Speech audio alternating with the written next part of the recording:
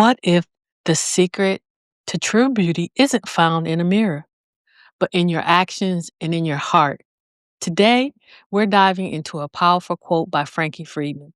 Stay tuned as we explore how inner beauty has the power to transform not just your life, but the world around you. Welcome to the Knowledge Gumbo podcast, where we mix together timeless wisdom and thought provoking stories using quotes, sayings, proverbs, and book passages, primarily by Black women. I'm your curious minded host, Alicia Thomas. Let's get into today's quote. Beauty comes from within, it's in your attitude, and it's in how you treat people. Frankie Muse Freeman. Friedman's famous quote about beauty was inspired by her grandmother, who often told her a kind heart is the most radiant feature. When people around us today talk about beauty, or if we look at the history of what beauty is, we can start back as far as the ancient Egyptians who prized having symmetrical features and they used elaborate makeup for both men and women. If you look at it from the Greek standpoint, they looked at beauty in terms of athletics and proportioned bodies because to them that reflected virtue. If you go from a medieval European, Renaissance European, beauty was associated with pale skin. It was a sign of nobility because you didn't have to work, you weren't out in the sun, and they enjoyed looking at fuller figures because that was a sign of prosperity because you had more food and it was a sign of fertility as well. When you come up closer to like the 20th century, it changed with the decades of their standards of beauty, where you started off the beginning of the 20th century with the boyish, flat chested style, like those flappers doing the dances in the 1920s. Then Hollywood changed its standards of what was glamorous from the 30s to around the 50s, early 60s, where you had more full figure, glamorous, curvy women. And then you went on to like later in the 20th century where you had a series of fitness focus. And then towards the end where you had what they used to call heroin chic, which I think is a really stupid name because of the waif-like appearance from a lot of the people back in that day that were doing some serious drugs. And it made them look emaciated. But the funny part is throughout history, that standard of beauty, no one mentions the internal. No one mentions what makes a person beautiful from the inside out. It's always from looking from what's on the surface. And I think when we look at inner beauty, it's a chance for a person to look at a person who has empathy, who practices genuine empathy, who understands people. But that doesn't make them a pushover. Those people still have boundaries, but they can see things from different perspectives. They're not selfish or self serving. Because a lot of times when you look at beauty from the outside, and that's what you put your worth in, it gets rid of everything else. All the things are associated with how I can use what I have on the outside to try to fill the hole that I'm building on the inside. To develop more inner beauty, we have to understand what our values are, and then we have to have the courage to live by them. Because a lot of people, when you talk to them and you ask them what they value, and they'll give you a list of things that they value, but you take a look at their checkbook, you take a look at the people they hang out with, and that doesn't line up with what they say they value. There's a piece that brings a beauty from inside out. When you have these values, you're living by these values, you're not being tugged in different directions to please other people or to make other people happy because you're living by what you value. what you deem is important. And I think another way we become more beautiful is by continuously learning. Because as we expand our mind, as we expand what we learn, what we read, what we absorb, we become different people. And it allows us to engage with each other in different ways. Because as you learn more, you become a better person. As you learn more, sometimes, even your values might change a little bit or tweak to the left or the right. As we learn more, we become more of who we were meant to be. We don't stay stagnant. And that's a beautiful thing to see. There's nothing as a tutor, when I used to help young kids, and even the few times when I was helping some adults learn English, there's nothing better than seeing a person's face light up when they get something, when they understand the concept. And you see there's this glow that comes out from within outside. And there's nothing more satisfying to see something like that. I think one of the biggest things that helps with inner beauty is just practicing being kind. But it's not just being kind to people, it's being kind without expecting anything in return. Being able to give of yourself, knowing that, hey, I don't necessarily expect this person to return my kindness or give it back to me the way I gave it to them. But there's a lightness in spirit, there's a lightness in your heart that sends a glow through you when you're kind to people, when you're generous with people out of the goodness of your heart, not expecting that person to give anything back to you, not even expecting a thank you, which is sometimes really, really hard because you automatically think, hey, well, I did this for this person, I did that for that person. And you at least the least thing they could do is say thank you. That was a big thing for my mom. She was like, "It doesn't cost you anything to say thank you to someone because no one had to do anything for you." But as I got older, I respect that philosophy because I still do say thank you to people, and I try to be mindful to send out thank you cards when people do things for me, handwritten thank you cards still. But I also look at it from the standpoint of I give because I want to give. And if I can't give without expecting anything in return, then I shouldn't be giving. And she and I had that ongoing conversation for a long time because that's truly how I feel.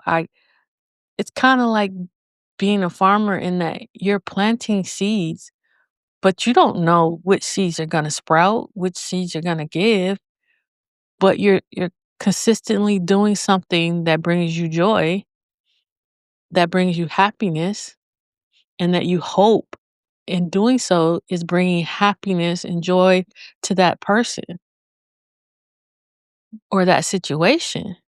So you're not really expecting anything in return, and that really feels something up inside of you and it comes out. It makes you want to do more for people. And as you plant those seeds, even though you may not reap that harvest might be reaped by someone else.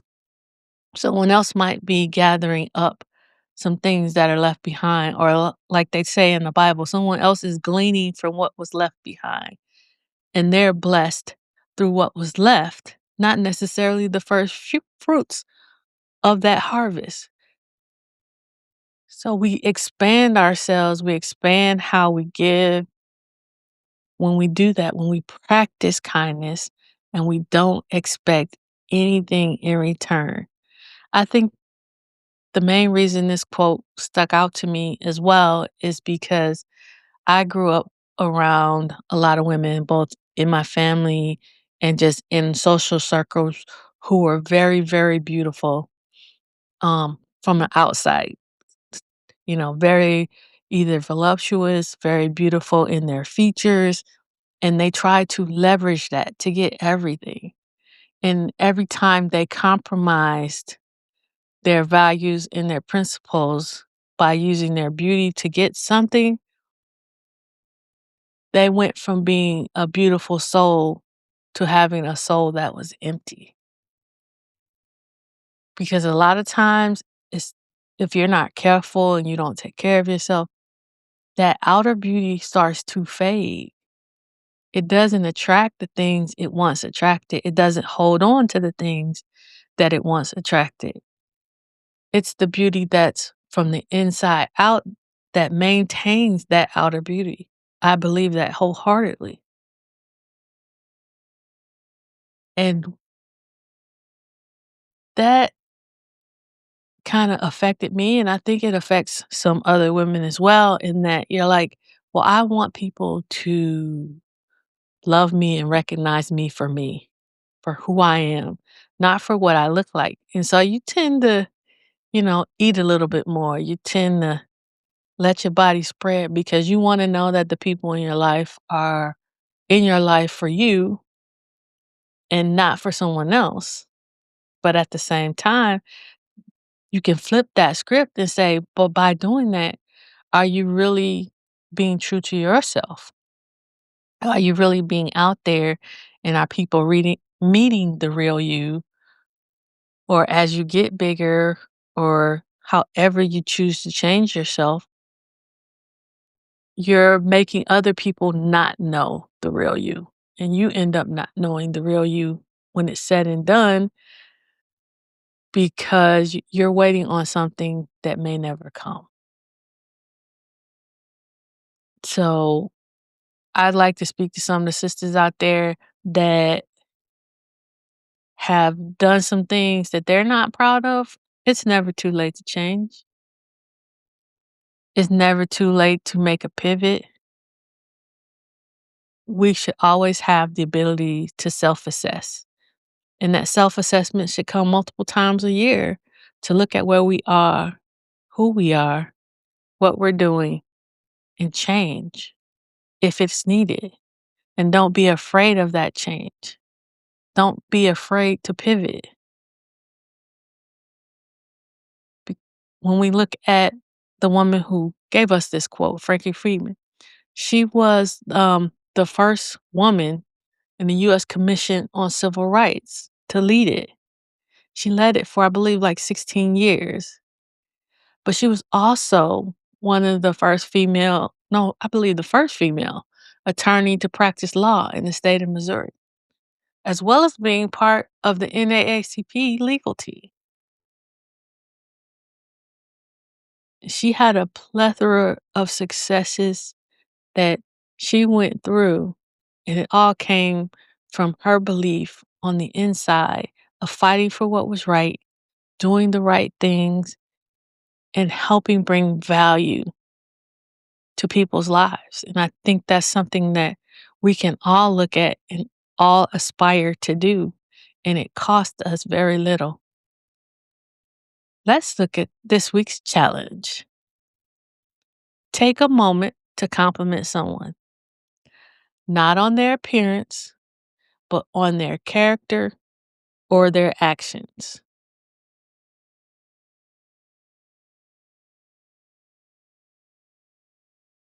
That is just so critical when we look at it. It seems like whenever you see anyone or you describe anyone, you describe how they look. You describe, tall, short, fat, skinny, light skin, dark skin, short hair, no hair, curly hair. Are we really taking the time out to describe people based on who they are?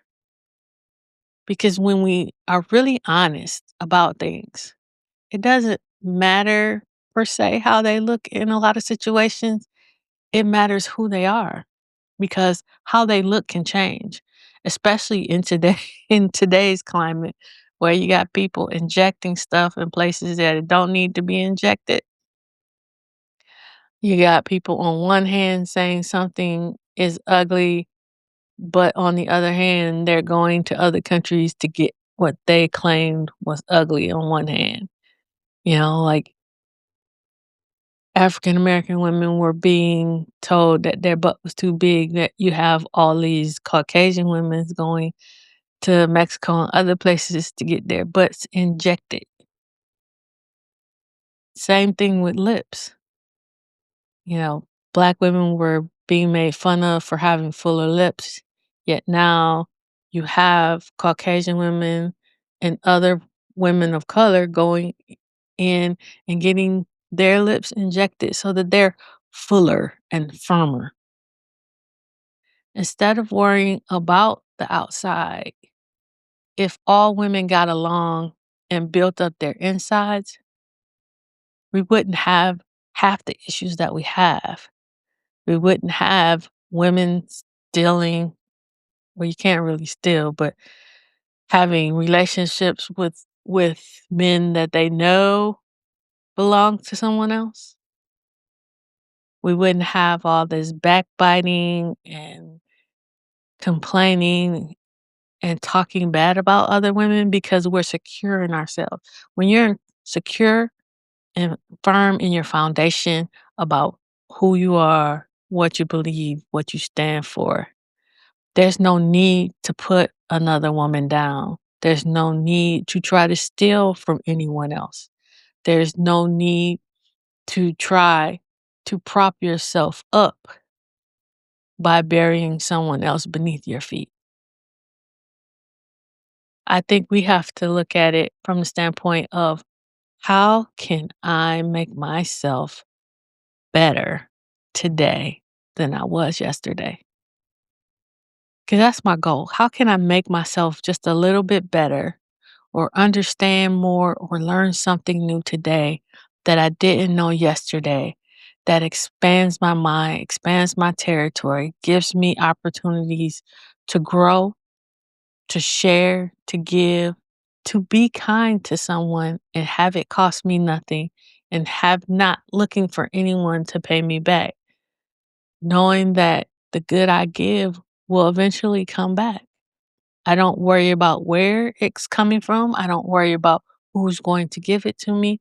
I just know that if I work within my boundaries and parameters, because I'm not, you're not going to be anyone's sucker or anyone's fool. But at the same time, it's like you have to give because you're full. And if you're living a life that's full, it requires you to give. You want to share. You want other people to come along with you. Now, there's going to be some that don't want to come, and you can share what you know and then keep it moving. Because we're not in the pulling business. We're in the joining business. Come join me as we build great things together, as we become great women together. But if you don't want to go, here's the information. God bless. I hope that eventually you see what you need to see, you hear what you need to hear, and you come join us. We will always welcome you. We're never going to force you. We're not going to pull you along, but we will give you a helping hand once you start to climb. That's it for this week. Thank you so very much for listening and or watching if you're watching on YouTube. In exchange for this value you received on this episode, please do me a favor and share it with a few of your friends. Leave a positive review and a comment. I appreciate you sharing your time and your attention with us this week. You are always welcome to pull up a chair. There's always room for more at the table. The gumbo is hot and made with love. And we will see you next week. Gather round, y'all. It's time to groove.